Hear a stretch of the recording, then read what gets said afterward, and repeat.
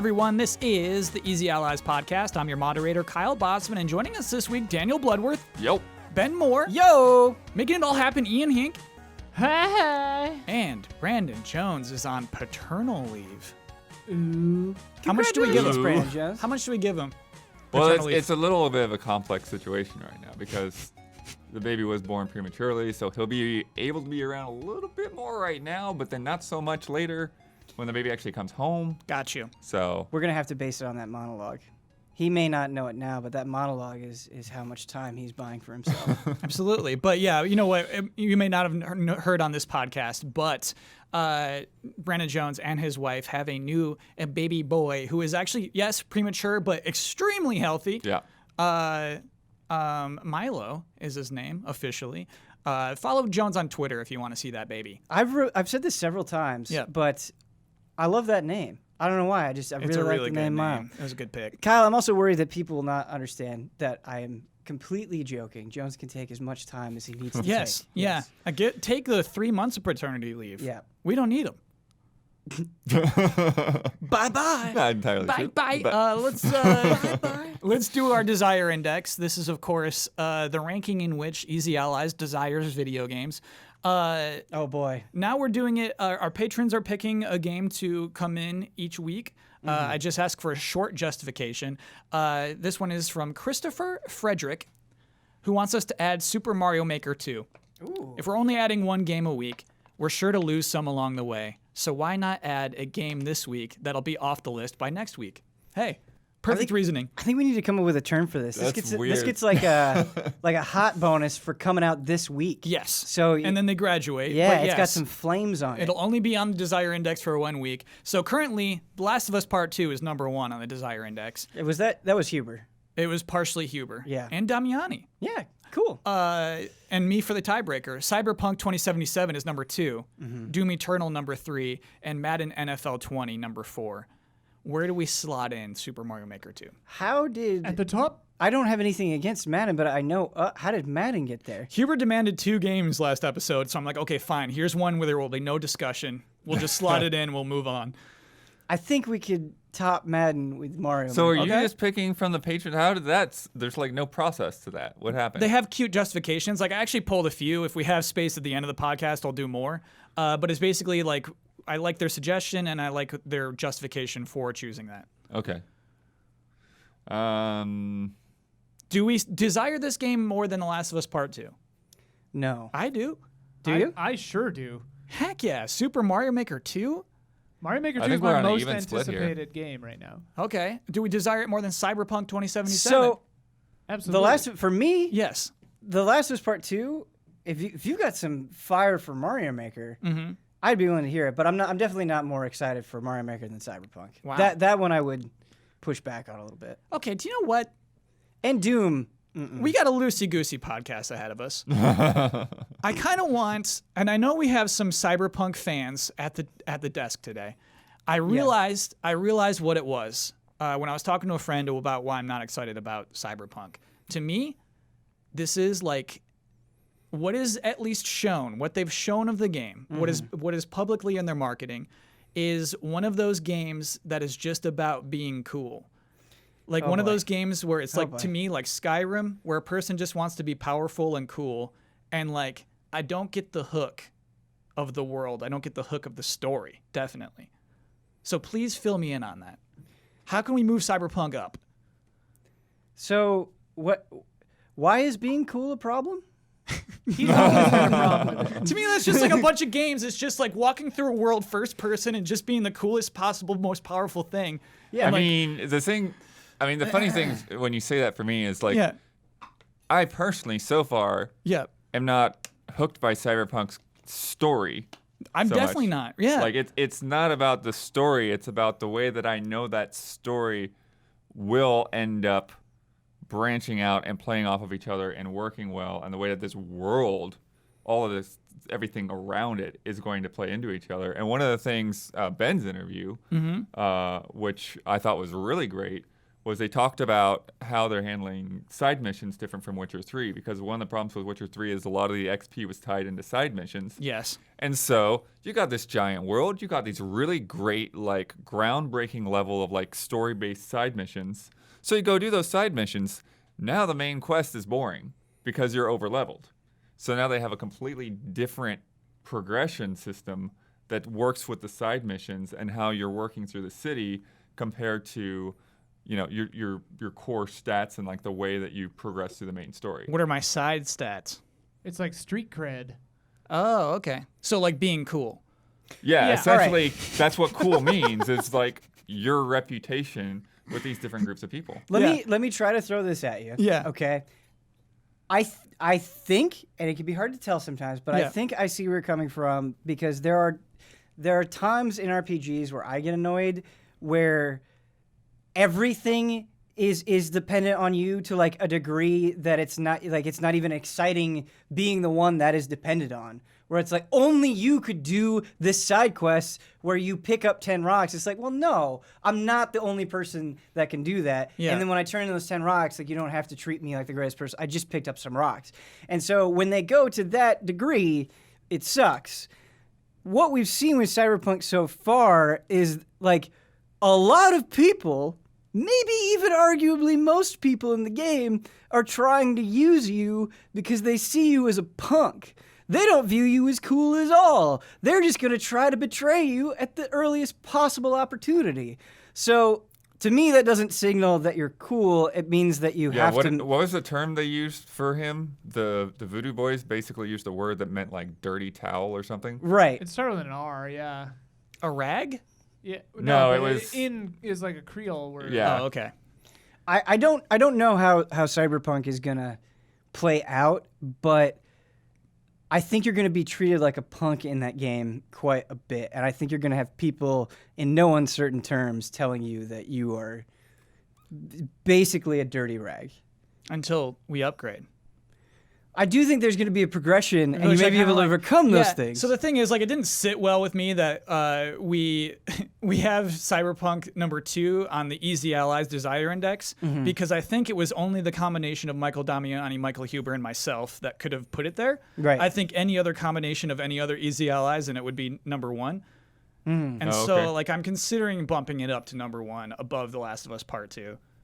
Here's an argument I made in the past. Yeah. On the desire index, is that proximity for me increases my desire. So like for me, Mario Maker is my most desired game because it comes out the soonest. Oh, yeah. And Sure. like Do we want to give it the honor of putting it number 1 for a week? that's kind of what I'm saying, because it's just gonna be gone in a week. Can we? Panel? That's up to these boys. Might as well. I mean, the thing is, I'm probably going to put the most time into it some other time. Like it's not the thing that I'm going to jump on right away. I'll probably jump in a little bit later when you guys have built stuff and like I want to check it all out.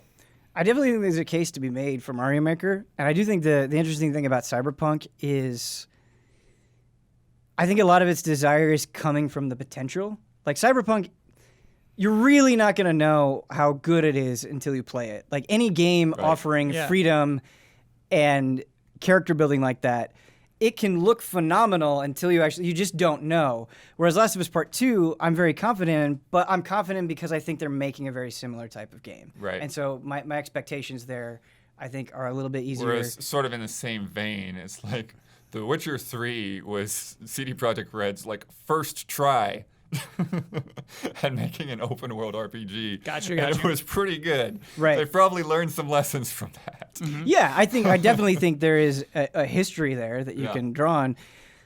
But it's kind of cool with Mario Maker 2 being like, maybe more than any other game this year, this is probably something that I'm going to laugh with you guys the most. Like belly laughs with you guys, just making stuff and how easy it is to make stuff together and just seeing the absolutely stupid things we all come up with. It's going to be feel good. It's definitely got the feel good vote going for it. Okay, we have to settle the list. It's proposed that Super Mario Maker 2 is number 1 on the Desire Index. Unless you raise a stink, it's staying. I'm not raising this thing. That's fine. Okay, is Cyberpunk above Last of Us Part 2 or is it not?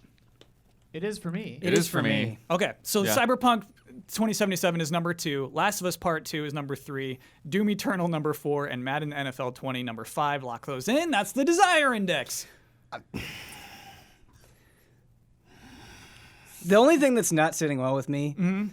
and I just feel like this is gonna happen. Yeah.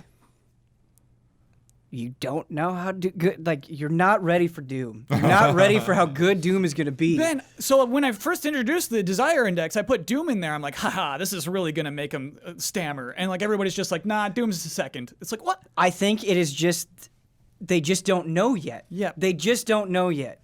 Because like Doom, I watched that trailer and Yes. I'm like, yes, I understand all of this. I think people are going to be like, oh, it's just more Doom 2016. And like, in very loose terms, it is.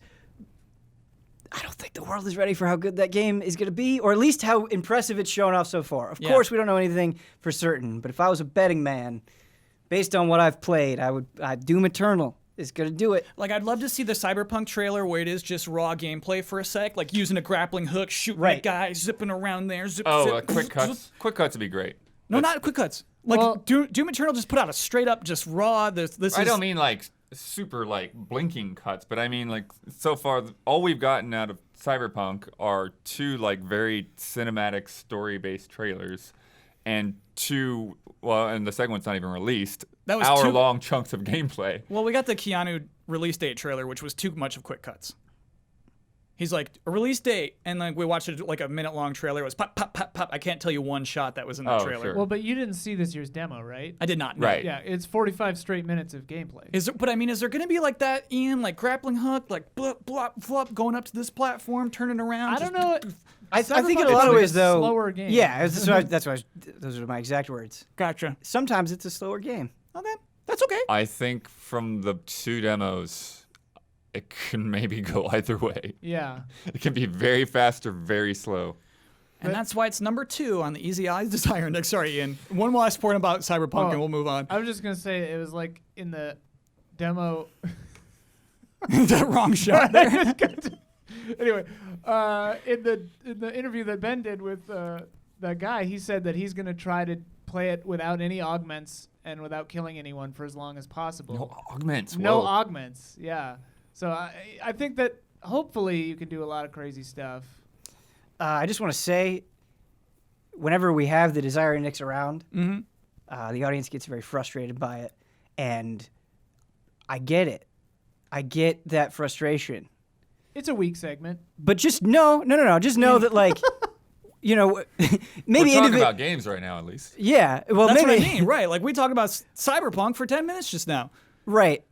I don't know if the Desire Index can be right. I think sometimes people. I mean, yeah, that's the whole point. right, That's the secret point. right. Just keep that in mind. Let's start corrections. Begin corrections music, please. Jones, wherever you are. Dota Underworlds is currently downloadable free to play. Underlords. Underlords, excuse me. Anybody can download that right now free to play. You don't need that pass or whatever. On your phone or PC, and it's great. Ooh! The original auto chess was actually Pokemon based. It was a mod for Warcraft 3 years ago, and the Dota mod that caught on now was based off of that original Pokemon version. By the same person? No. Huh. But like that was the first ever basically auto chess design was a Pokemon mod. I just gotta say, as somebody who, for no particular reason, was very disinterested in the whole auto chess phenomenon, just didn't care, and then saw Dota Underlords on Steam and gave it a whirl, and I get it. I think it is pretty rad. Still in like my infancy with auto chess, but it is catching on with good So reason. these 2 things came out at the same time? Nearly the same time. Yeah. Auto chess earlier this year, Blood. It's been all just a span of and you months. got like dude. an announcement. It is- and it is- somehow- Official release. It of is funny yeah. though, like how hungrily different companies are trying to get as much of the auto chess pie as they Yeah. can. Yeah. I can't believe how Riot got it together, right? Because Right. Valve was like aware of it. That's their mod on their thing, and they had the whole meeting and everything. But Riot's like, hey, we need people who can do this, and they did somehow. Yeah, Ben, I was watching like gold management strategy videos about Dota Underlords. Whoa. Like 2 nights ago. I haven't hit that point yet. I'm just having fun, like trial and erroring it. It's great. We talked a lot about playing Cyberpunk on Stadia, without mentioning that it has not yet been confirmed for Stadia. There's a debate in the comments about whether Timmy and Tommy are Tom Nook's nephews or not. I believe they are. They're not his children, certainly, but we don't know. They might just be pupils.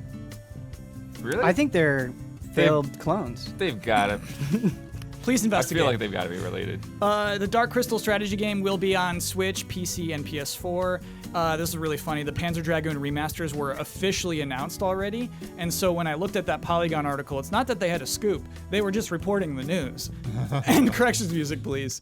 This is a funny comment. I like this one too. It's from Jesse Vitelli. Just wanted to say, my grandmother used to be on the Mahjong Association and would help decide yearly what would change. Basically, every year a new card comes out that has a list of playable hands. Nothing about the game itself changes, just which tile sets you are trying to match. Think of it like a new set of Magic the Gathering cards coming out and thus becoming the new tournament standard. Not a correction or anything, just wanted to share. Thank you for sharing. That's awesome. That is awesome. Nice. The official Mahjong Association creating those hands. Gamers for life. Must be fun. Like, what about this combination? Okay, yeah, all right. Okay. And this was kind of a correction, more of an update. Last week, Brandon Jones created a very popular new character named Anaconda Lockhart, an Australian man who's just out seeking adventure. He's already dead. He died. Oh, Yeah. okay. The gators got him. Crocodiles. Excuse me, crocodiles. So what happened is, it was kind of hinted at. We kind of got the impression back at E3 when only one console was talked about. And here's the lead up, though. I want to get into this. I'm just picturing Phil Spencer doing exactly that. Just a little wavy This is what I'm arms. saying, you guys. This is Talking what about I'm Anaconda read right between the now. lines. You kind of get what I'm putting down here. Yeah. So I want to begin with what Phil Spencer said last year, which is why we first thought, hey, maybe Scarlett's going to be more than one console. Okay. He says, and of course, our hardware team, the same team that delivered unprecedented performance with Xbox One X, is deep into architecting the next Xbox consoles, where we will once again deliver on our commitment to set the benchmark for console gaming. It's like, okay. It's really weird in the presentation when they're like frame rates that you've never seen before. What do you mean? I've seen them. Xbox hasn't seen them. Yeah. When they say we mean like... But that's not the tone that they're saying. They're like, you've never seen a frame rate like this. Not on a console, my friend. So Business Insider... Not for that price. Your TV probably has to be able to support that high of a frame rate, right? Yes. You need a 120 hertz TV. You're right. And I do not have such a thing. So Business Insider interviewed Phil Spencer and asked him about that in particular. And this is his response. Last year we said consoles, and we've shipped a console, and we've now detailed another console. Yep. I think that's plural. Xbox One, all digital. Right, and that's exactly it. Earlier this year, they shipped the Xbox One S, where they just cover the DVD drive, the Blu-ray drive, excuse me. Technically, that is plural. Actually, if that was what they did, that would be hilarious. Like you take the box, open it up. Oh look, there's a Blu-ray drive in here. Yeah. Just sealed shut. But here, he said with a laugh. He says, technically that is plural. Spencer said with a laugh after I pushed him on the technicality he invoked. Right now, he said, we're focused on Project Scarlett and what we put on stage. So we're all led to believe, and actually we have some other things. Eurogamer was kind of talking about it. Thurrott, who once told everybody about Anaconda and Lockhart, now says it's just the one console. It is just the big, beefy bad boy. There is no little mini, streamy, focused, less powered next-gen console. Do we it know will just which be one it is? Anaconda, baby. Ah. Lockhart was the little weenie. Ah. I mean, to be fair, there's no sense to make a new little weenie, right? Yes. I think so. It was the too Xbox crazy. One X can be the little weenie. Yes. And yeah, even in the Eurogamer Digital Foundry like podcast they had after E3, they were talking about how they had actually spoken to some developers, Blood, and they were just not excited about that prospect. And they would actually have to basically upscale up from the lower console, other than downscale from the Anaconda. And so they were just not looking forward to it. Just as you, as a consumer, like, I don't want there to be 2. Developers are also like, I don't want there to be 2. And so somewhere along the lines, somewhere within the last 6 months or 8 months. I'm trying to remember when the Wii U had 2 like very different releases. Remember, like, one only had like a quarter the size of the memory, and like nobody bought that version. Yeah, the white one. Yeah. Yes. Well, getting the larger Wii U, you download one game on that internal storage. You're like, well, that's it. I can't do anything else Can with you it. I imagine need having an the other one? external. Yeah, I need an external drive. Yeah. Oh, but yeah, don't do that. Don't just have the one. The early adopters will support it. Is how I feel. Right. I can imagine whenever they have those conversations with developers, they're just like, scream, just make it easier for us. Yes. Please. Just make it easier. This is going to be so simple. There's one that's less powerful and one that's more powerful. No, stop it. This is what we have in mind for SKUs. We're trying to make worlds. Please. I think there's also the gift effect, right? Like, when you launch this thing and somebody's going to buy it for somebody else for Christmas and you get the wrong one, and you just don't want to go down that road. This is insane because Jones made that same point. Okay. And it bothered me for a week, man, because I was thinking, like, hey, kid, you just got an Xbox. Like, who cares if it's a Lockhart, bud? You just got an Xbox for Christmas. But that's not how the world works, man. Like, I've got so many weird, like, not the right presents throughout my years, and I love those things. Because you're a good person. Jimmy, Right, but are you excited about your new Xbox? It's a Lockhart. Yeah, it's just, Jimmy, that's cool, dude. That's like, man, you are just a child. You can't buy your own. Deal with the one that you were gifted, bud. I can't feel bad for him. I can't. But you know, like, Jimmy gets the Lockhart. Yeah. And then, you know, like, that bully Susan at school gets the whatever. Anaconda. She's an Anaconda woman. Yeah, and then, like, you know, Jimmy's just like second fiddle once again. Are there lunch tables at school where it's like only the Scarlett kids can hang out here? We're only Anacondas over here. Look at these Lockharts.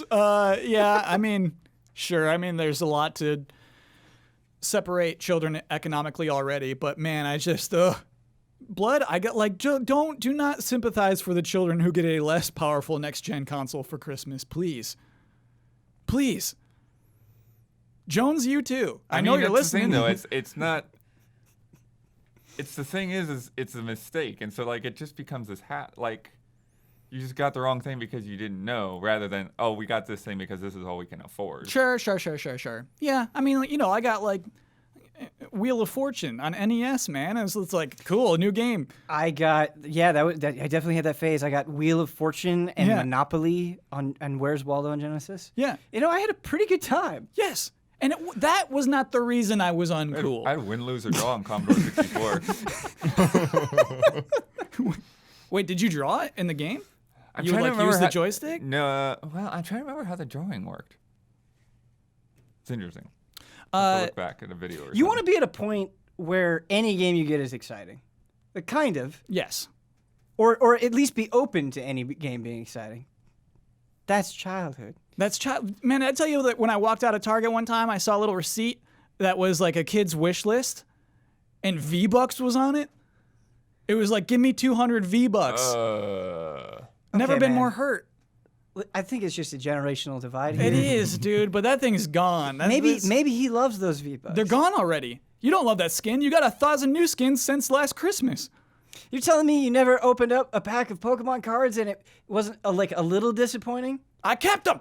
Yeah, you kept them. He's gonna keep that hat or whatever it is, I guess. Let kids enjoy the V-Bucks. Okay, enjoy those V-Bucks. Because you're right, I've absolutely thrown away cards in my lifetime, Pokemon cards. Yeah. Okay.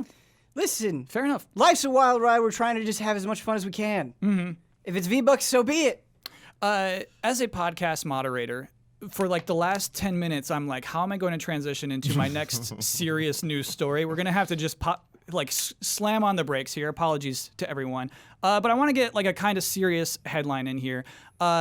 Because this week, a YouTube creator, Etika, was found dead in a body of water after leaving a suicidal note basically uploaded on YouTube, which has since been taken down from YouTube.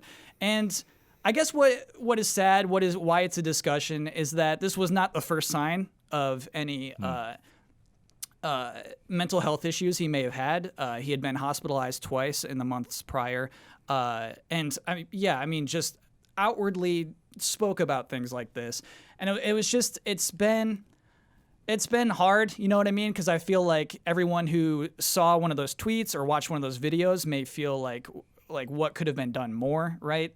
And so, yeah, that's why I wanted to cover it. I know it's gaming adjacent, but it's at least worth bringing up. It's worth bringing more awareness to, because there are solutions out there, obviously. Let me just give one to our audience. If you just text 741-741, that's a suicide prevention hotline. Obviously, you can Google it, suicide prevention hotlines, but they are good. I realize that it probably sucks to have to dial into a suicide prevention hotline on a phone and talk to a stranger about this stuff. I have a friend who does this for his job, and it helps. He can help. He's funny. You know what I mean? You can have a not bad conversation. They're professionals. Obviously, anyone should reach out to family and friends, and just the more you discuss, the less power those impulses have. But yeah, I don't know. Wanted to bring it up. It's not really a hot headline to discuss and get through, but I wanted to bring that up on this week's podcast. Yeah, I think even though there are a lot of people out there talking about hey, if you need help, go get it, and that is a great thing. Yeah. I do think there still is this I guess perception of a stigma about reaching out. Yes. If you call somebody or you use a hotline like that somehow makes you a weirdo or something, and that's not true. Right. I think that takes an incredible amount of strength, and you're just trying to help yourself, and you can't fault anyone for, and you're gonna feel weird about it. It's a hard step to take, but know that it's okay. There's that you are showing just so much courage and strength in doing that, and people want to help you. People want you around, and yeah, I don't know. I just think sometimes that needs to be hammered home. It's okay. A lot of people need help, and Yeah. it's a good thing to reach out for. Yeah, I think there might be a larger conversation to have as well about, social media, YouTube, Twitch, and just how that affects a human, and just negativity and things like that. I think it's just good to get out and get around real people, and to get yourself in a place where you have people in your life that you can have those kinds of vulnerable discussions with. Sure. Because that's ultimately one of the things that happens is there are people that love you and that are close to you, and they don't have any idea.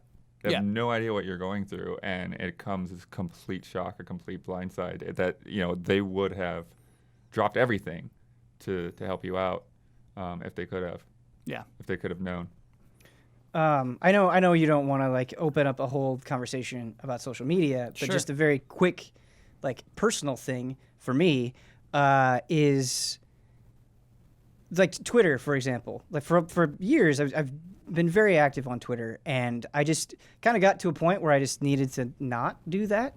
And I think once you get so invested in these things, you can feel this obligation, or it's I have to do this, and it just gets it gets this weird sort of vice grip on your life in a way that it shouldn't have, and so I just stopped. I've just kind of not posted for a while, and it really does help.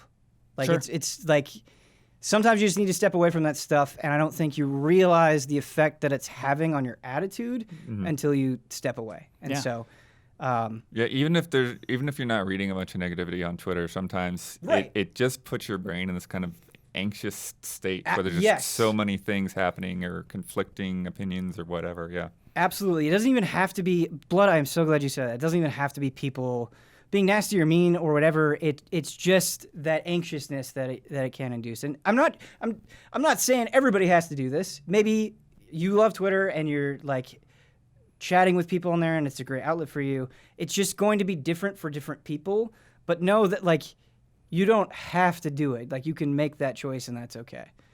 So that's all. Cool. Thank you, panel. Yeah. I don't know if this is the place for it, but I had 2 experiences with suicide of friends, and one, they went through with it, jumped off a bridge, and had messaged just right before it happened, and had been struggling with mental health issues for a long time, but none of us realized how serious it was, and like that was the prevailing thing that we had all talked about after it happened was like, God, I just wish that he had talked to us, or that we had known to talk to him. And like I do think it has a lot to do with like you said, that stigma and like the fear of judgment and that kind of thing. And it's just like it's such a powerful fear. But like I had another friend who called me like in the situation, and like we talked, and now everything is so much better, and like they made it through it. And it just to have gone through the other thing, and then to have him call me, and then like we got through it together, and it was terrifying, and I was like, oh my God, what's happening? I don't know how suicide prevention hotline people, like, wow, it's so amazing what they do. But like, the fact that the stigma was overcome in that situation, like I think about it all the time, and it's just like so powerful. Yeah. So like always get help, even if it's not that serious, like reach out to someone, talk to someone. Yeah. 'Cause it's super intense, and the impact it has on the other people's lives is so intense. Yeah. Ian, that was the right time to share that. Thank you. Okay. Appreciate that. And now to awkwardly bounce into more silly, stupid video game stuff. A One Punch Man fighting game was announced today. One Punch Man, a hero nobody knows, coming to PC, Xbox One, PlayStation 4, Bandai Namco, of course, publishing, Spike Chunsoft developing, who just did Jump Force. Coming soon. We don't know what that means. Okay. 3v3 One Punch Man characters. 4 have been shown. Saitama, Genos, Moomin Rider, and Speed of Sound Sonic. And like, I cannot be less excited about this game. Yeah, I think that's understandable. Yeah, man. Like I love One Punch Man. I feel like this is the wrong thing to do with that franchise. Yeah, there's kind of the general like, well, it's a licensed anime game. We have no idea if it's going to be good, even if it was a different series. And then there's just the fact that it's One Punch Man, and he ends fights in one punch. How is that going to play out? Right. Also, like, for how drop serious are they going to play it? What's the tone going to be? Yeah. There's a lot of questions. If I didn't know the show and I watched that trailer, I would think the tone is pretty serious. Right. You would maybe not have a great idea of what that show is about. Yes. Yeah. Sorry, Ian, I missed your point. Oh, and just a dropkick is a one-hit kill.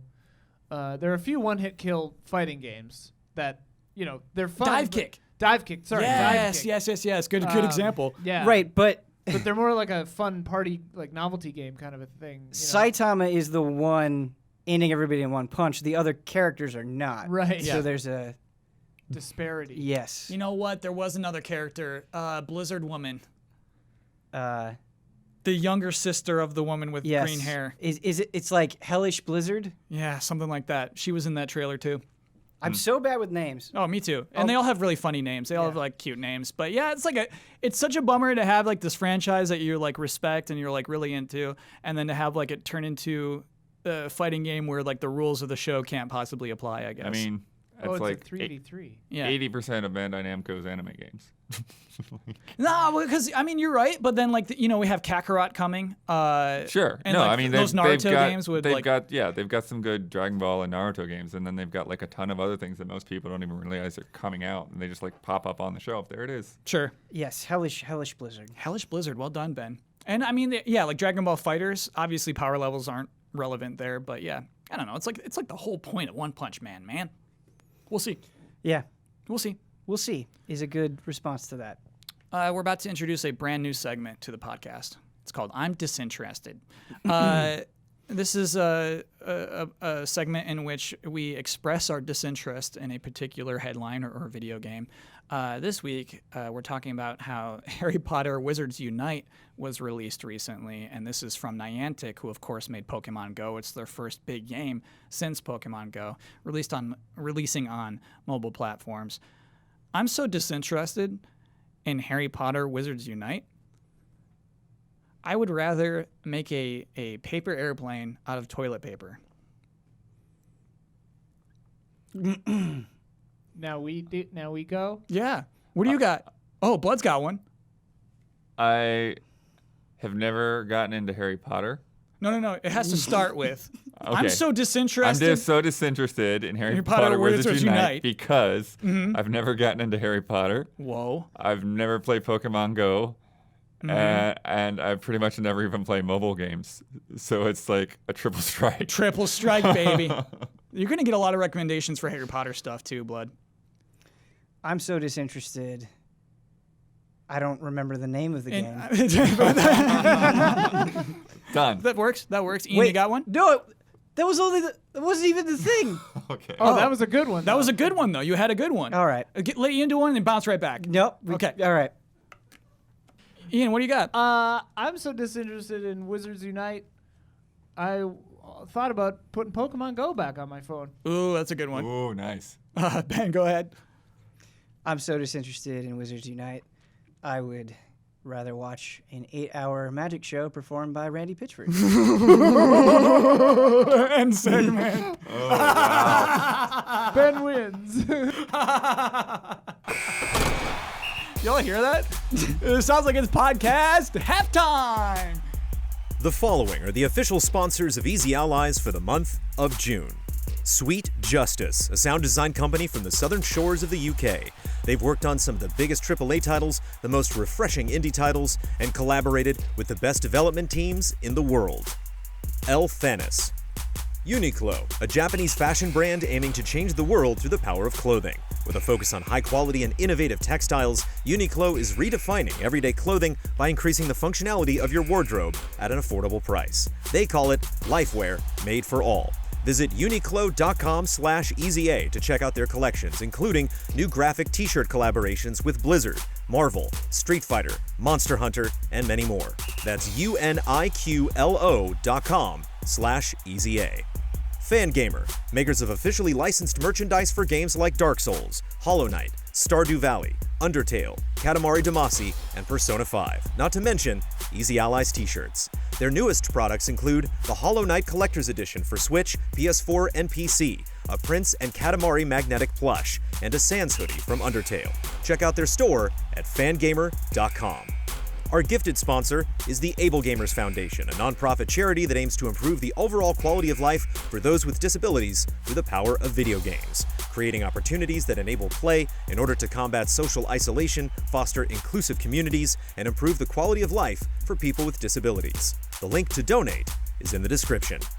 Hogue Law Business Law Firm. Starting, funding, or selling your business? Signing contracts? You get it. Go to Hogue Law. On to the good stuff. The case against Kyle Bossman and Michael Huber, E3 2019. Dive deep into the seedy intersection of gambling, musical performances, debt, dreaming, and Japanese role-playing games as the case is made against the titular duo on this Dateline-inspired tongue-in-cheek episode of Virtual Legality. Justice delayed is justice denied. Check it all out at youtube.com/HOEG Law. Lynn Aslin, a software engineer searching for opportunities to learn and grow. He has over a year of industry experience programming in C++, C#, and Python.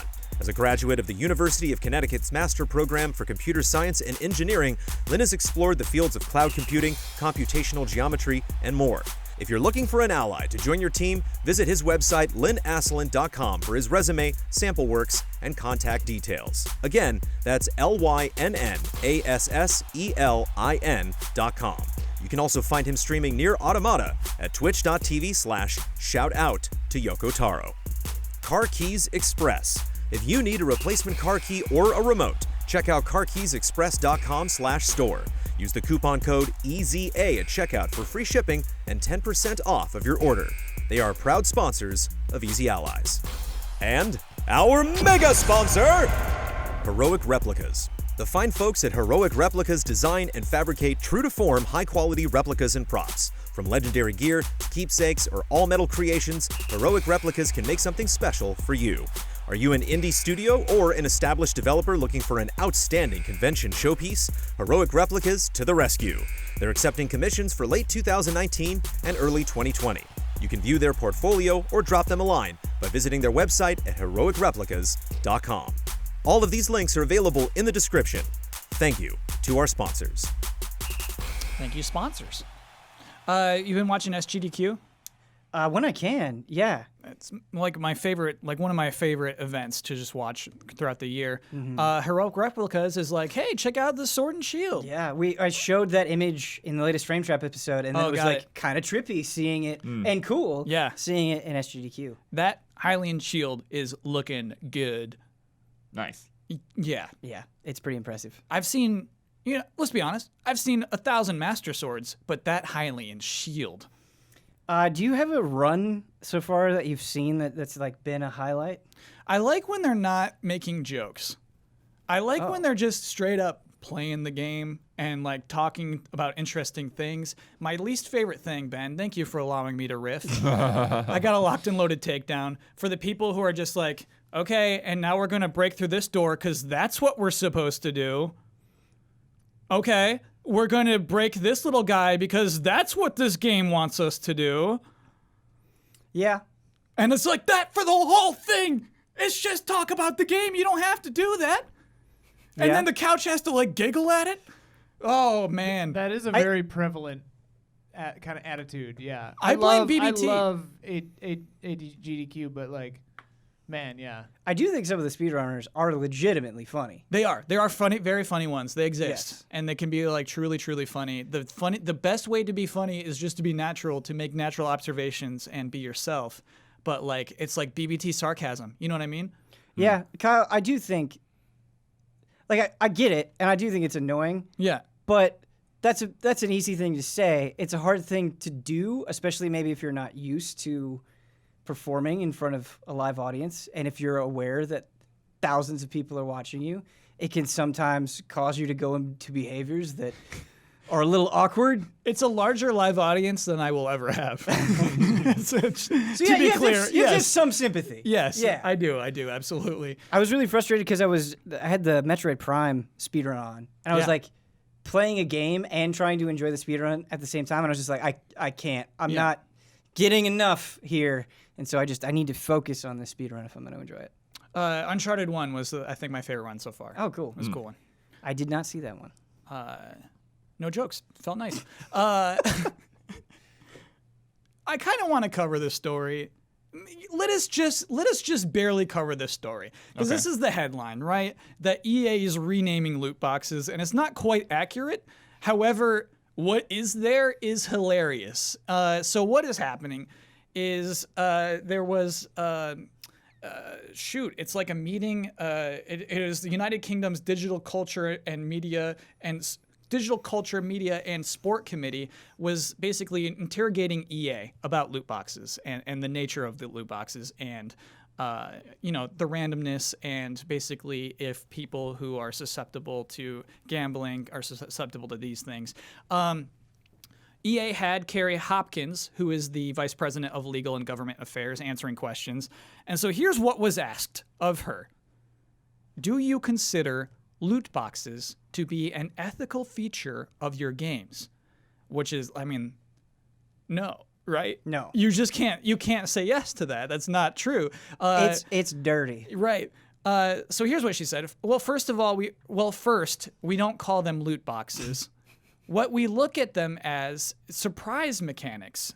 But I think it's important to look at this. So if you go to I don't know what your version of Target is, but a store that sells a lot of toys, and you do a search for surprise toys, what you'll find is that this is something people enjoy. They enjoy surprises. And so it's something that's been part of toys for years, whether it's Kinder Eggs or Hatchimals or LOL Surprise. We do think that the way we have implemented these kinds of mechanics, and FIFA is, of course, a big one, FIFA Ultimate Team, and our packs, is actually quite ethical and quite fun and enjoyable to people. I want to thank at Nibelian, who like found that clip, put it up online, and even like the Game Informer article just had that right there. So obviously it's like, hey, EA, you can't rename loot boxes. Like, the thing is, like, I believe internally when they're making FIFA, they're not like, and here are our loot box mechanics. I don't buy that for a second. You think they call it a loot box internally? You can't be making something Yeah. that is so clearly a thing. You can't be that close to something and be like, well, I just don't see it that way. Like, you have to see it. Yeah. I don't think you could make it as well as you do if you didn't see it. Like, I just don't buy the ignorance plea. By the way, I do want to apologize quickly for transcribing the awkward pause if you go to it. Like, I realize that's not the right thing to do. That was my own transcription just from looking at that video.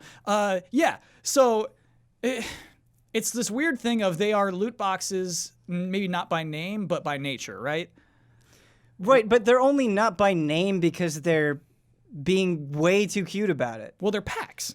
Well, I mean, especially it's with a FIFA Ultimate lawyer, Team. so I mean, a lawyer is going Right. to, yeah. Yeah. Her But I feel like language we're just is we dancing don't- around the point. Her Right, language exactly is we don't that. call them that. That's all she said, right?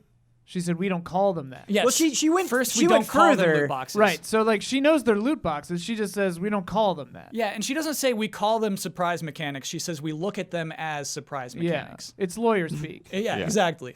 Surprised we got your money. Yeah. Is there a difference between FIFA card packs and Kinder eggs? No, they're both shitty. They really are. And that's what's so baffling about this response. Okay. Is she's like, well, our thing is awesome because these toys that kids enjoy that exploit children are very popular. Yeah, she compared it That's directly to amazing. toys. Like, she's undermining Yes. her own argument with Yes. a very specific example of something that is equally shitty. Yeah. It's amazing. Yeah. And she's like, this clears me. Yep. Kinder eggs.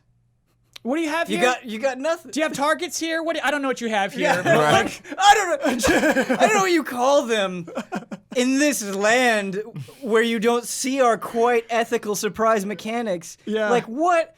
This is bafflingly condescending. yeah. I have a Kyle panel. I have what maybe is a bad take. I don't know. I want to hear a bad take. Let's hear this. My take with, because it's funny, like you call Kinder eggs shitty and stuff, which like I know you're like kind of joking, but like to me, like, you know, casinos, lottery tickets, loot boxes, Kinder eggs, you know, little or the little windy machines that give you surprise packs, whatever. Like, they all fall under the like, hey, that's your choice banner for me. Like, if you wanna go buy a lottery ticket, go for it. Like, I don't care what you do.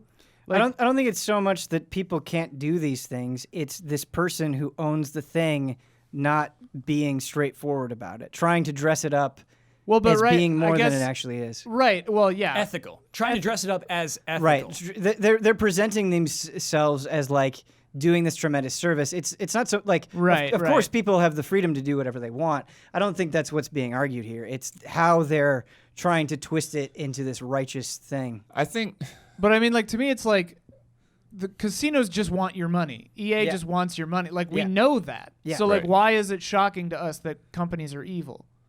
Yeah, but I mean, just because we know companies are evil doesn't make it any less awful when they blatantly reveal themselves to be evil. Like, True. Like, if we stop calling them out, like what other options do we have? Like, this Right, is right. I mean, but I think to me, I mean, this is definitely like one of the things that I've questioned in terms of, you know, why we hate this thing and not, you know, like a pack of baseball cards or whatever. And I think the difficulty really comes down to, you know, and this may seem antiquated in one way or another, but I think it's very true, is that these are digital items versus real items. Mm-hmm. Like, if you get a pack of baseball cards, then yeah, like there's a card in there that could be worth, you know, 10 times as much as any of the other cards. But then you can keep that thing and you can sell it later on. FIFA, you spend all this money on these loot boxes, these surprise mechanics, and in 3 years they shut off the servers and like, okay, well, that just all went down the drain. Yes. I think that's fair. Yeah. And you cannot resell those things. You absolutely cannot. And so really, I think that humans love surprises. That's true. We love rolling a die and it's like, oh, you win. Like your stupid little brain is tickled by that, right? So like, yeah, you open a Kinder Egg and you get a cool car, you're excited. That's just simply like how minds work. And I think what this is all leading to is regulation, right? It is leading to, hey, you have to be upfront with your odds, you know what I mean? With value, you have to be upfront with this and this. You can't do this much, you can't do that much. I do see this going toward regulation. I think it's going to happen. I cannot ever see EA giving up their little FIFA Ultimate Team packs. No, I mean, the levee broke. I don't think microtransactions are going away. Right. Like, I think if that is the expectation, I don't think that is a realistic one. But keeping an eye on this stuff sounds good to me. Yeah. And also, I mean, it is encouraging to see stuff like Fortnite. Did you see the Gears announcement? Same thing? They're doing a battle pass?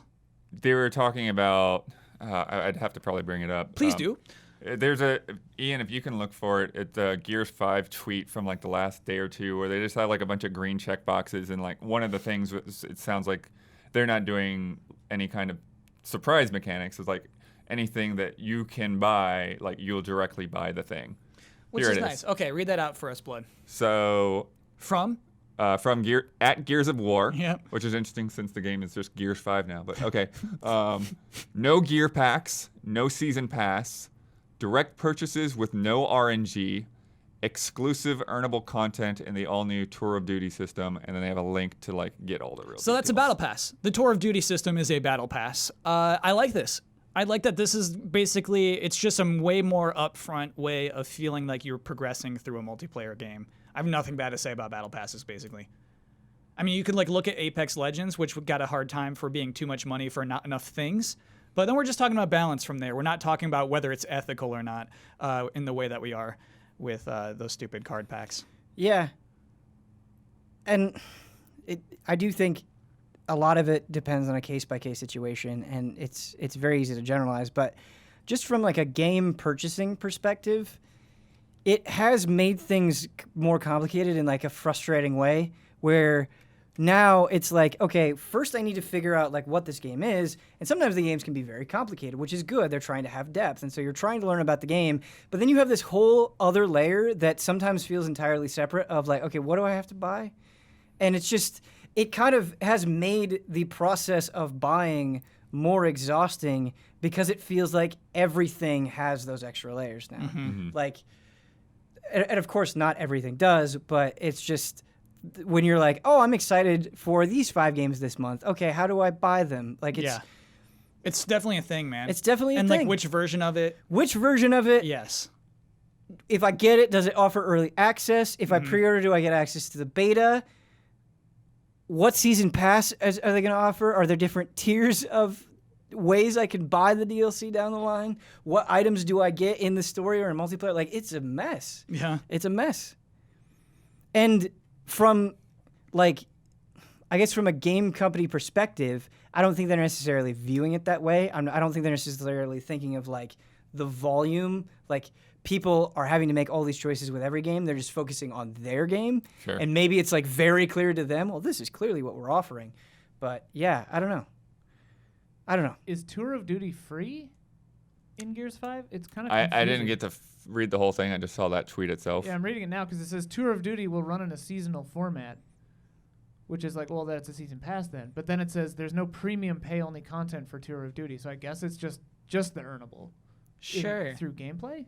Interesting. Yeah, so like, right, Fortnite and Apex, they'll charge you for their season passes, or sorry, I forgot. Battle Pass? passes. Crash Team Racing has a battle pass that will not cost money.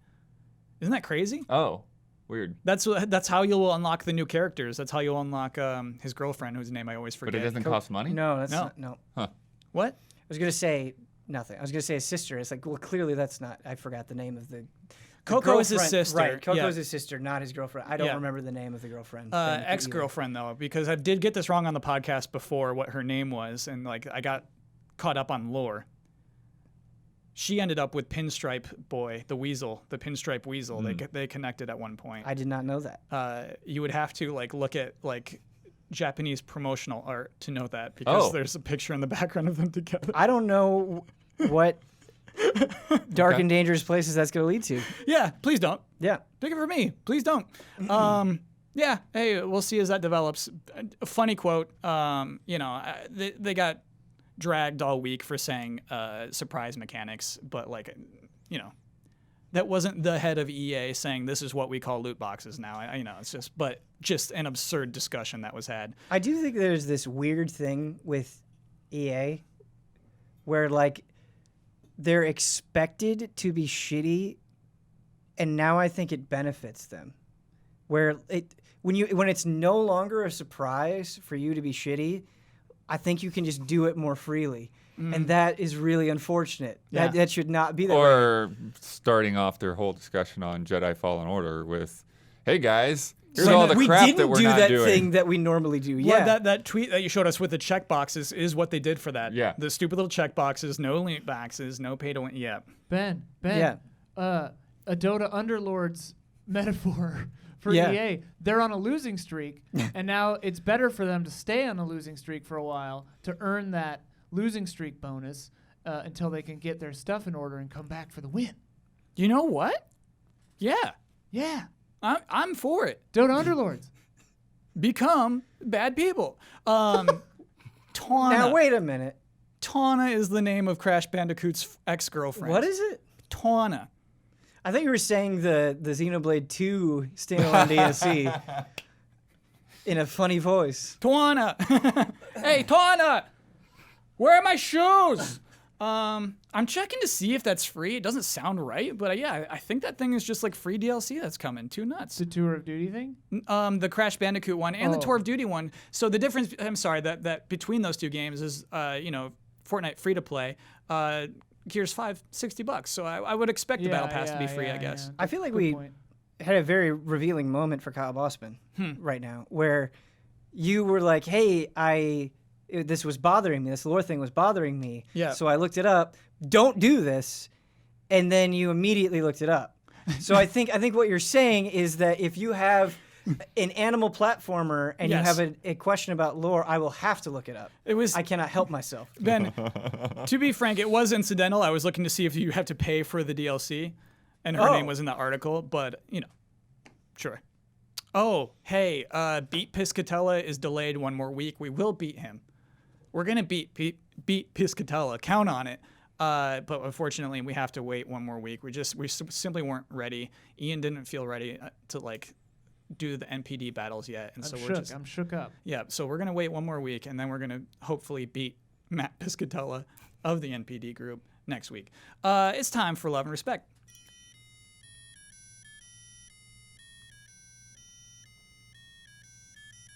Love and respect. And just to be clear on that, when I say next week, this is like to stir on a bit where it's like, okay, and then next week we say next week, and then next week we say next week. This was not an official confirmation that something will be happening next week. Thank you, everybody. Okay, so Love and Respect, this is where patrons of Easy Allies write us questions, topics, and sometimes just nice things. In fact, Ian, I have a request of you. Okay. Could you, for the entirety of this letter, stay on your camera?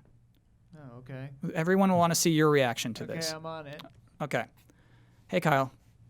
Just wanted to take a moment to explain why I put so much value on the desire index.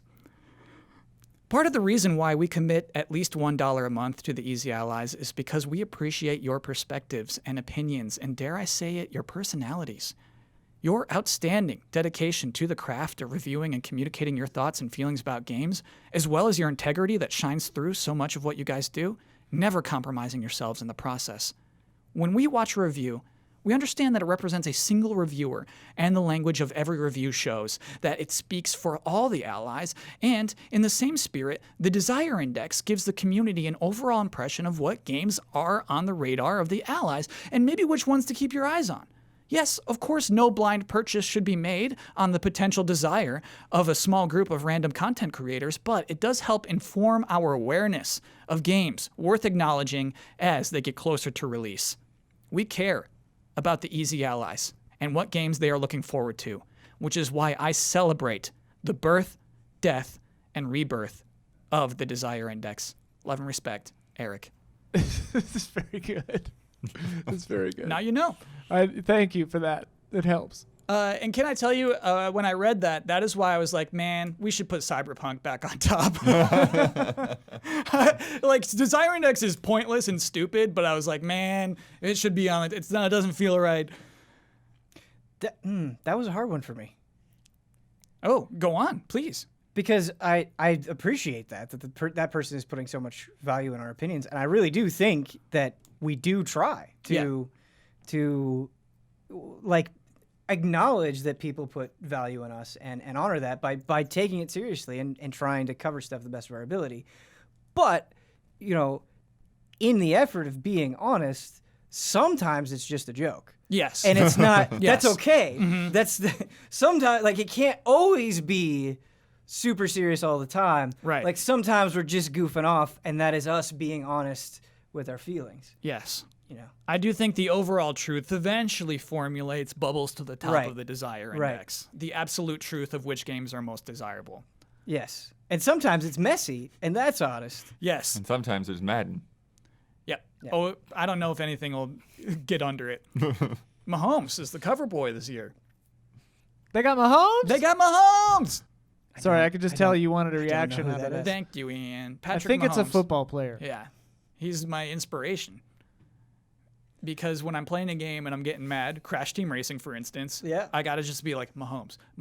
And that just prevents you from being like, what? Come on, stop it. That like gets you in the zone. You can focus. You realize you're just playing a dumb game. It's okay. Does it prevent you from doing that? It does. It helps a lot. Okay. Because what? He's like 10 years younger than I am, probably 15 years younger You're than I am. asking me like I know. Yeah, he's a 15-year-old boy. I don't know what I'm thinking. But, you know, he's just like, he can play a professional football game without screaming. You know what I mean? Like, why am I so mad at Crash Bandicoot? He's 23. Thank you, Ian. So, yeah, he is 15 years Do you younger think than I Mahomes would get mad if he played Crash Team Racing? am. No, because he plays Call of Duty, and you watch that clip, he doesn't get mad. That's impressive. Yeah, man. Call of Duty is very easy to get mad at. You need composure. You need world-class composure. We have 2 saucy ones left, and I'm like trying to determine which sauce to lay down on this panel. Give me the flavors of the sauces. Okay, so the first one is Final Fantasy VII flavored, Okay. and then the second one is Fire Emblem flavored. I feel like there's been a lot of Final Fantasy sauce. Oh, you ready for some Fire Emblem sauce? I'm ready for some Fire Emblem sauce. Okay. All right. And by the way, we're going to talk about minor spoilers for this one. So if you are nervous about Fire Emblem Three Houses spoilers that were revealed during the Nintendo Treehouse, see you next week. Thanks for tuning in. Here we go. Hello, allies. The E3 trailer for the Fire Emblem Three Houses got me thinking about the concept of spoilers related to early game decisions. As a refresher, the game has you choose one of 3 schoolhouses to lead, each with a house leader, and the E3 trailer reveals that each of the leaders have changed drastically over a 5-year time jump. Frankly, I was disappointed about spoiling the reveal of the time jump and the transformations, but I might understand why it was done. Nobody wants to be burned from a decision they made more than 20 hours before. The same principle can be applied to Pokemon starters. People spoil the evolutionary stages of the starters to themselves for the same reason. I would like to know how the panel feels about this reckless disregard for spoilers related to early player decisions. Additionally, I pose this question. How much actual value is there from the surprise outcome of a blind pick? Love and respect, Austin. And there's a PS here with some data, which I like. In researching this question, I found interesting facts related to how Nintendo has handled promotional spoilers over the years. Prior to the release of Fire Emblem Awakening, there was no mention of children or marriage in the official promo videos. I believe the same is true for Fire Emblem Fates. Similarly, for Pokemon X and Y, the final starter evolutions were never officially revealed until the day of release. In contrast, for Sun and Moon, final evolutions were officially released 3 weeks prior. Anyone trying to avoid seeing the evolutions might have even been spoiled anyway, as the thumbnail for the official reveal video had them front and center. Okay, panel. What do we think about this particular Fire Emblem thing, and then what do we think about this in general, this idea of spoiling for promotion? Well, he used the phrase they had a reckless disregard, and I'm not sure based on the evidence provided, that is accurate. This may have been a very calculated decision. I don't think there was any recklessness about it. But it's also, I haven't played the game. I don't know the story, and so I don't know how consequential knowing this information is. And I don't know how it's going to be presented. It could be something that when I finish it, I'll be like, man, I wish I didn't know that. Or it could be like, oh, okay, like that's, it doesn't matter as much that I know that. There are a bunch of other things that happen, and so it's actually kind of good that I know going in. Like he mentioned, making the choice which house you're aligning yourself with, maybe seeing them post time skip informs that decision in a positive way. I'm glad I know. I don't know. I don't have the full context. And I think that is something to keep in mind. I get that there are games that they're very attached to, and they want to keep that experience like as whole as possible. They want to feel the magic. That's what it is. They're just prying themselves for magic. And so any time that they think something interrupts that magic, they get really upset. And I get that. I think that's a natural response. But I think sometimes people get so focused on the thing that maybe will upset them that they forget about the game. Like, sometimes you just have to be like, I don't know. I think sometimes people are so sure that something is ruined for them that they end up like making sure that it's ruined for them. They just get so fixated on it. Yeah. And it's just because they care a lot. And that's understandable. But I think sometimes it's important to take a step back and be like, maybe there's still a lot of magic left. It'll be okay. And try to go into it with an open mind if possible. Yeah. I think, though, like with Fire Emblem Awakening, man, when you get to that time skip, that's like, oh, whoa, cool. Mm-hmm. I think you can't repeat that. I don't feel like that's ruined for this game because it kind of seems like, oh, they're doing it again. Right. You know, obviously it'll be less of a time skip if it's 5 years instead of a whole generation of children getting made. I mean, I almost feel like a time skip for this game was almost implied from the start. Why? Because like you're the whole focus on you being in a school, and you have these 3 different factions, and the factions kind of go to war, right? Like, right. I mean, that's. I don't see how you can say anything about the game without that being one of the factors. Like somewhere along the way, we're gonna skip over No, so for me, Blood, I didn't see that coming, and this actually makes the game more appealing to me. Because I thought I was going to be a headmaster for a bunch of teenagers for the entire game, and I thought that's really what they were selling this as. Yes, and that's the thing people need to keep in mind. So, Kyle, you mentioned the Awakening thing. Mm-hmm. A lot of people are going into 3 houses not having that knowledge. Sure. So that's not a thing that they're paying attention to. Another common criticism that was coming up with 3 houses is they're like, oh, a school setting? Like, it's going to be... I was there, man. Right. And they're like, they assumed a tone, right? That it's going to be too frivolous and lighthearted, that's not going to be serious. And so Nintendo, like, when you're marketing something, like... I have to imagine on some level it's an evolving process. Maybe they're like, okay, we're going to choose to show this because maybe it will get people on board that weren't on before, and it will give a more accurate representation of what the tone of this game is actually going to be like. Mm-hmm. And so they're just trying to appeal to as many people as possible. Simple as that. Yeah. I also think, too, at some point, like, if you're going to, if you're going to, like, have any kind of previews and stuff for this game, at some point you're going to be showing stuff that's after that time skip. Right. And so, like, you got to explain, like, how we got there. Like, this looks like a completely different game. What's going on? Like, you can't just say, oh, we're not going to tell you. Like, I think it's, like, there's probably so much of, like, just the core gameplay that they're going to have to show off at some point. Right. That it makes more sense to reveal this aspect of how this happens than to try to cover it up. I also think genre can play into how significant a spoiler is for me, because if you're dealing with a genre where maybe story isn't the focus, and the game is not especially long, knowing that a time skip like this happens, maybe like the biggest thing in the story, but Fire Emblem, what is really fun is getting into the minutia. Seeing how, like, the choices that you can make and the relationships you can establish, how those relationships establish over time, like, that's arguably more exciting for me than knowing that there's a time skip that happens. Sure. And so I also think that can kind of affect whether or not I'm bothered by something. Yeah, and so like also to directly acknowledge like the Pokemon thing, I believe they'll show the final evolutions. I think the final evolutions of Pokemon are promotional materials these days. Yeah. And what I would recommend to you, I mean, you can go media blackout, which is like what we're truly dedicated to doing, and that's the most fun thing in the world. I actually do think it's a huge value to just pop in and see what your thing evolves into as a surprise there. Is like you might. To everyone who can't do that, like myself, and when I see that YouTube thumb, that's going to have to be the reveal. That's going to have to be like, oh, cool, instead of happening in the game. And you got to live with that, I guess. I do think that's a huge part of it, where I think a lot of people are trying to be media blackout, and then they just see a stupid YouTube thumb that ruins the whole thing. And like, I can't give it the power, Ben. And so like, I've accepted I'm probably going to see all the Pokemon leading into that game. Can't give them that power.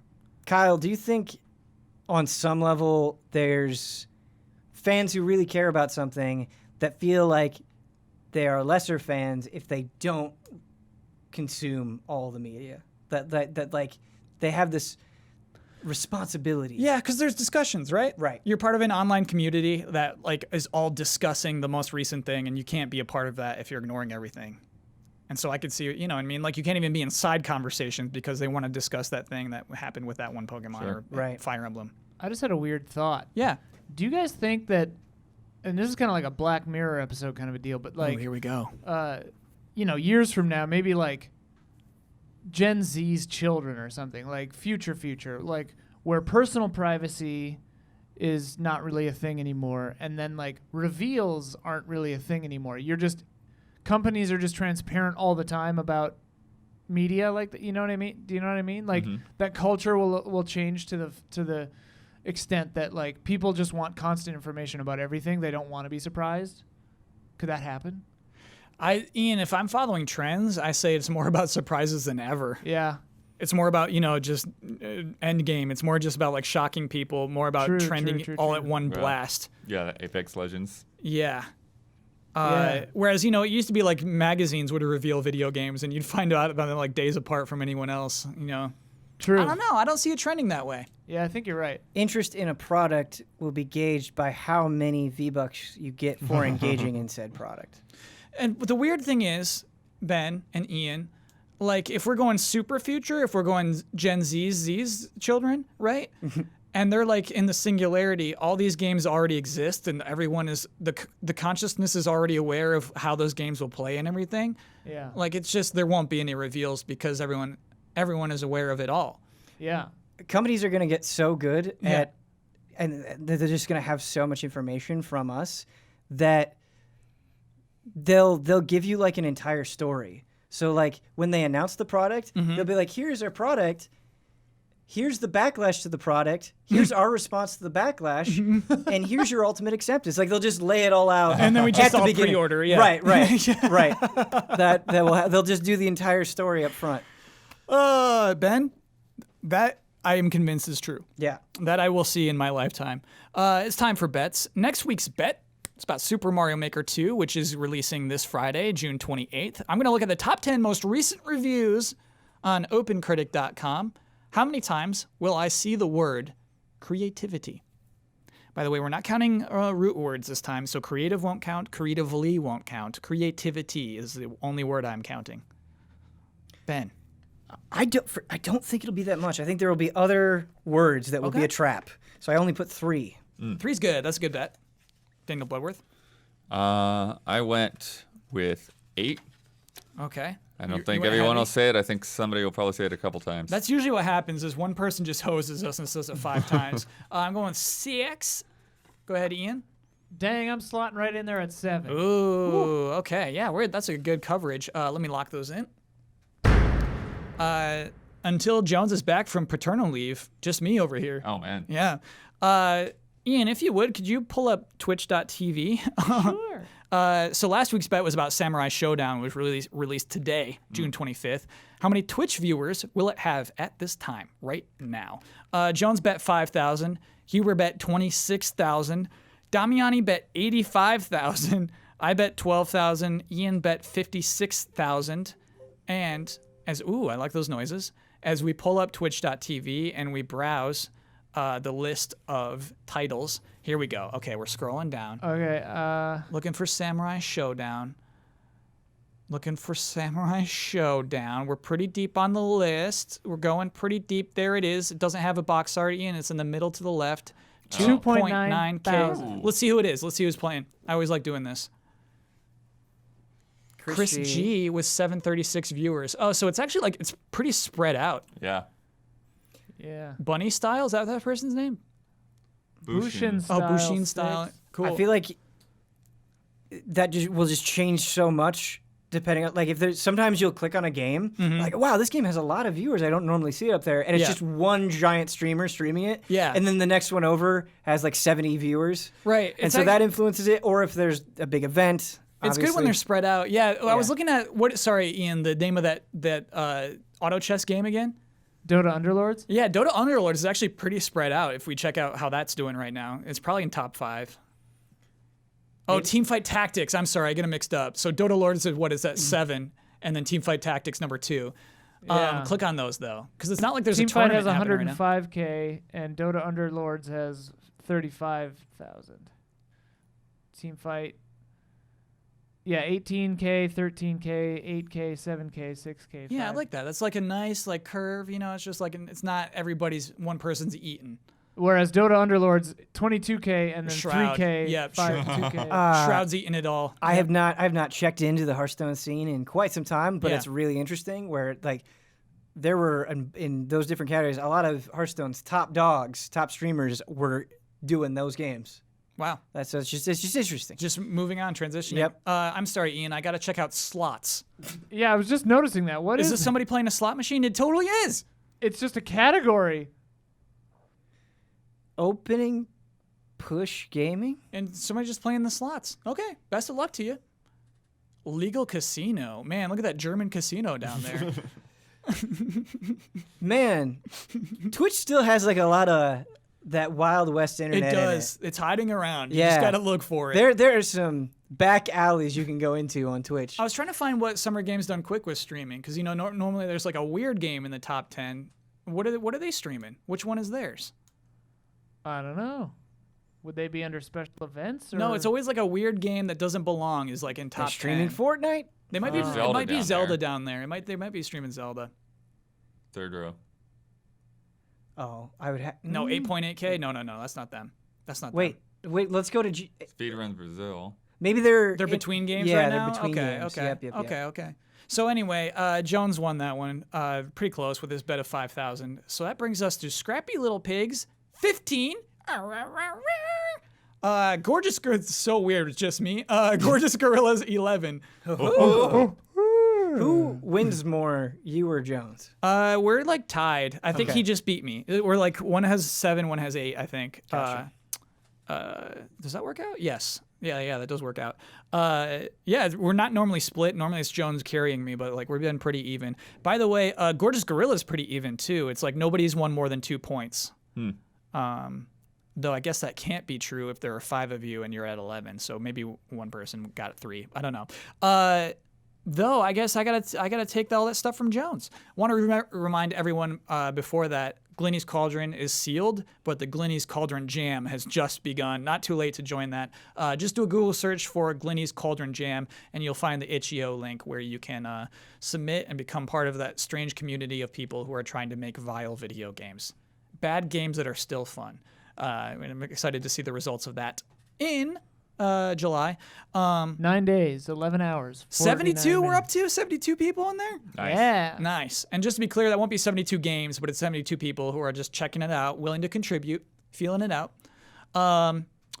Okay. Oh, and I should tell everybody about patreon.com/easyallies. That is the URL you would go to if you want to learn more about the Easy Allies, if you want to learn more about how you can help out the Easy Allies.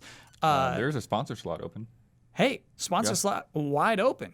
If you want to be part of Podcast Halftime, get in. What was it? Which one, Blood? Oh, who dropped? No. For which podcast? Is it this podcast? Oh yeah, there's one up for this, and I think there's 2 for Frame Trap. Nice. Hey, Get on in there. Get in there. Get in. So yeah, cool. Good to know. Oh yeah, because this is the end of the month. Yeah. You're about to hear Jones rattle off a bunch of names once I've finished this podcast. A bunch of podcast producers, which, hey, back into Patreon is an incentive. The incentive that is probably most relevant to you as a listener of this podcast. $5 a month gets you this podcast, Frame Trap, many other podcasts early. And this one in particular, you'll get on Wednesdays as opposed to Fridays, and you get to submit to our silly segments. Okay, so as Jones's recipient of that point, I have the right and responsibility to share my Twitter handle with the world. I get to sign off on my trademark sign off. I get the final word at anything I want to disagree with, want to reiterate, just hopped in my head, and I get to promote any Easy Allies video I'd like to promote. Okay, so at Kyle Bossman is my Twitter handle. I haven't tweeted in a while. My last tweet, a little controversial, so I'm like, I don't even know what am I supposed to tweet. Controversial. Yeah. Final word. Jones doesn't rattle off the names. Excuse me. That was just me. That was me rattling off. He cares about the names. He does, like, he brings in the old Jones chutzpah. Chutzpah?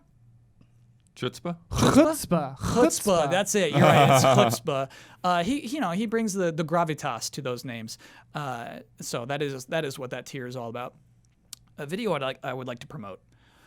But I don't know if we're putting this on the main channel or the Easy Allies Plays channel, but the Easy Allies who lost the betting special. Oh, yeah, that'll go on the main. Okay. Yeah, so it'll get clipped out. we're about to just do some monologues based off of. So what we had a betting special leading into E3. Winner gets to name a play, give a time period for this play, location for this play, and that was it. Just those three things.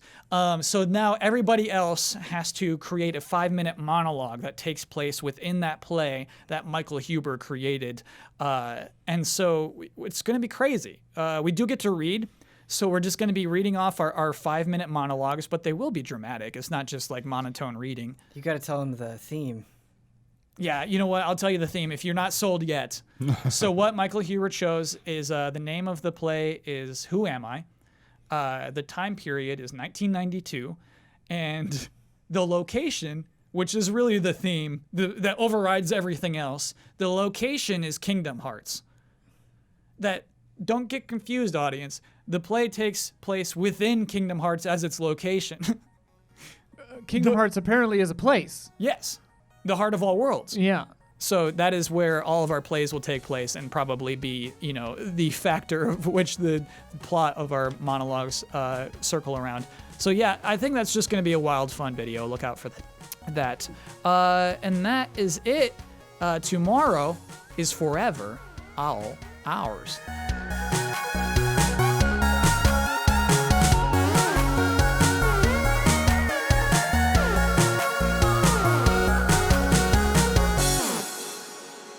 What I'm not a humongous fan of is Final Fantasy VII. What I am a huge fan of is marketing campaigns. Sexy.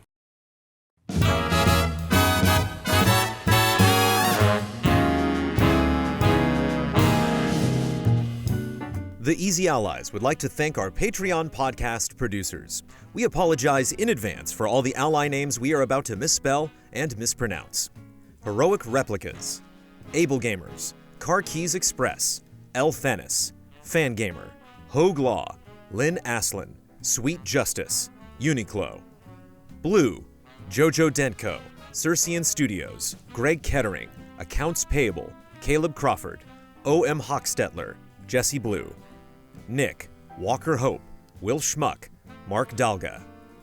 Bradley Spees, Demos Clay, Jay Shee, Paulo Costabel, Jake Musser, Richard G. Flowers, Beaten Down Brian, Dave Red, Zachary Wingate, Jan Tyson, Ken Layer, Corey Jackson, Professor Metal Gear, Dan Sebring, Michael Bisegli, Andrew Reif, Sigma, Tim O'Keefe, Ethan R.C., Mick Roper, Robert Stoffel, Hayden Hargraves, Damnable Nook, Anti-Ataraxia, Ali Cat, Happy Gaming, Chum Nguyen, Miguel Rivas, Discarded Digit, Thomas Wigginton Jr., Neil Bruce, Matthew Pauling, Gino A. Leet, James Vitt, Jason A. Sackle, Luke Bennett, Candy Coated Thorns, 44 Stars, G. Levin, G. Ken, Stephen Thomason, Yasser Kerbushi, Hitman 47, Ryan Anderson, Sam G, Marcel Giroux17 Frolik, Samsa Stormbomb, Alex AI, S Snake 24, Niz Klojgard, Rack, John Burns, Brad Lohman,